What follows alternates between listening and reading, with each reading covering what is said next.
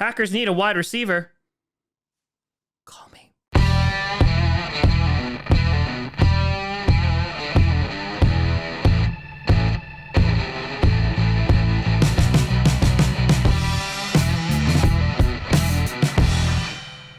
Grossi Posse Packer Nation. Welcome to an episode of Packcast, the podcast where you don't have to Packers fan, but it sure does help. I'm your host, Tom. Are we actually going to draft a wide receiver on day one or day two? We're about to find out. Grossi. And today we are going to take a look at a few prospects at wide receiver because this is a need for the Green Bay Packers. They currently rank 32nd with their with how much they pay their wide receiver room. I think it's down to $5.5 million.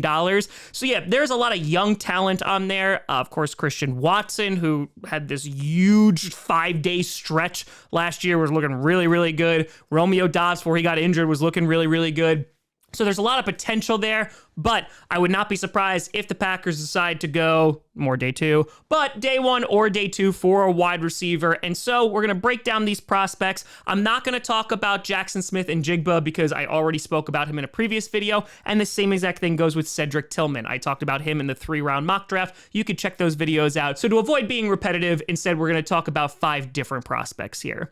So how I broke this down is there are 3 prospects in the first round that have been either mocked to the Packers, they've been talked about, they've either visited, and I'm going to break those down, and then I'm going to break down a few day 2 and day 3 prospects to kind of just give you an idea of what we're looking at here. So with that being said, looking at prospect number 1 who could go in the first round, arguably one of the best, if not the best wide receiver in the draft, and that is going to be wide receiver from TCU, Quentin Johnston.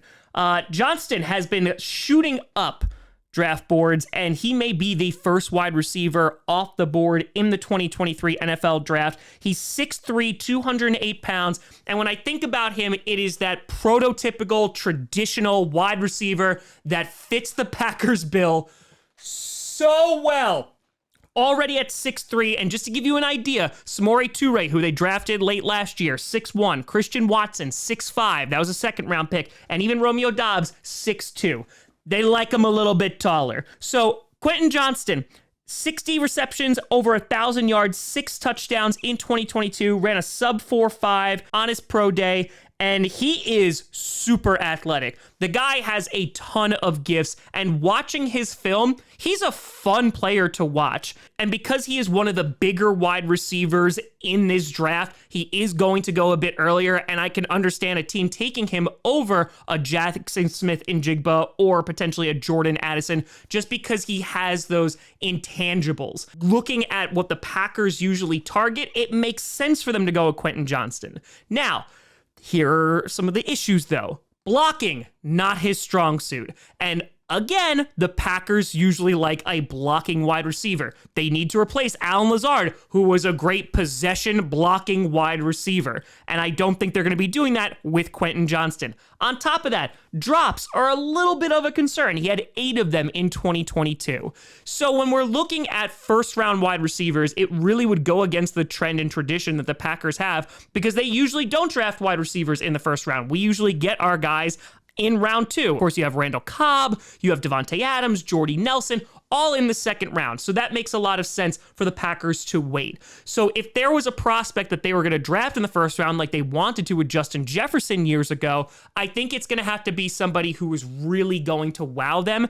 And I just think that Quentin Johnston is not going to check all of the boxes. While he does with his catching ability and, of course, his build, I think the lack of blocking and the little issues with drops are going to be too much for the Packers to kind of overlook. Of course, I can be wrong, but Quentin Johnston, I don't think he will be a Green Bay Packer, but crazier things have happened. Then the second prospect I do want to talk about is Jordan Addison.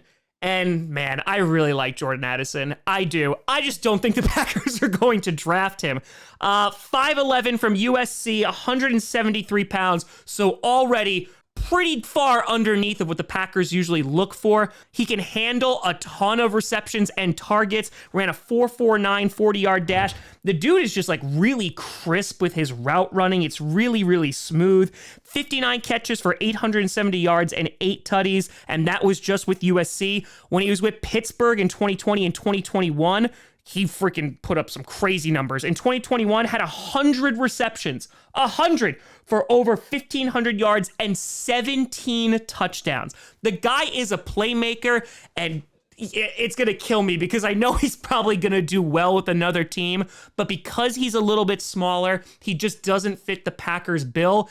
If somehow, some way, he's there in the second round, because I do see him going either in mid or late first round, and the Packers have 2 second-round picks, I say you swing and you go for him. I think it's just going to be tough to convince the people in the room that make the picks to actually go out and get him. But Jordan Addison is one of my favorite wide receiver prospects from this draft, and I think whatever team decides to take a chance on him, they are getting a darn good player. I just don't think the Packers will be that team. Now, getting away from day one prospects, as I talked about before, Cedric Tillman was a prospect that I think the Packers could definitely go after on day 2, but wanted to focus on another day 2 guy, and he would be like third rounder, and it'd probably be later in the third round, but that's going to be A.T. Perry, the wide receiver from Wake Forest. 6'3", 198 pounds, so 6'3" is already kind of meeting that height indicator, but ran a 4.47 40-yard dash. Another guy who can handle a lot of targets like a Romeo Doubs, had over 70 receptions in back-to-back seasons. Also had back-to-back 1,000-yard seasons and double-digit TDs in both of those years. In 2022, over 80 receptions for a little over 1,000 yards and had double-digit tutties, as we talked about. The thing that concerns me with A.T. Perry is his drops. Had 8 drops in 2021 and 7 drops in 2022. So I can see why he's going to fall a little bit further down the board, but he's a fun wide receiver to watch, 100%. And I think the Packers, if he's sitting there in the third round, or if he even slips into day 3 and falls into the fourth round, the Packers 100% could go up and grab him. Again, we have a young wide receiver room, and I think that they wouldn't spend a premium pick on it. So that's why I'm hesitant that they would spend a third round pick there. But then again, Packers and third round picks usually don't go well together. But A.T. Perry is a guy that I have my eye on. I just think it makes a little bit more sense in the fourth round if the Packers wanted to go down that road. Then another interesting day 3 prospect, you got wide receiver from Michigan State, Jayden Reed. Another shorter guy, 5'11", 187 pounds, but also has some punt returning and kick returning ability, just in case, for whatever reason, Keyshawn Nixon is not able to replicate his success last year, and/or because it's only a 1-year deal, they want somebody else back there to learn behind him. But ran under a 4.5 40, great on deep throws. He is a deep threat, can be that guy. A bit inconsistent, which you do worry about, but in 2021 played 13 games, had 59 receptions at over 1,000 yards and 10 touchdowns. Last year, 11 games, 55 receptions for over 600 yards and 5 touchdowns. So this definitely is a day 3 guy, kind of more of a gadget player, but can be used to stretch the field. And I just think the Packers are lacking that big play ability a little bit. Of course, you have it with Christian Watson, who could just decide to run as fast as he can. But if you don't have a complimentary guy who could stretch the field, or have a guy who's going to run a bunch of go routes and have Christian Watson run some underneath stuff and not always be the deep threat, I think you could do a lot of damage there. So Jayden Reed, an interesting prospect that caught my eye for day 3. And who knows? I know he's undersized, but the Packers could take a shot on him. So taking a look at another day 2 prospect, you got Jonathan Mingo from Ole Miss, 6'2", over 200 pounds, ran a 4.46. He's just a damn solid player. 51 receptions, 861 yards, 5 touchdowns.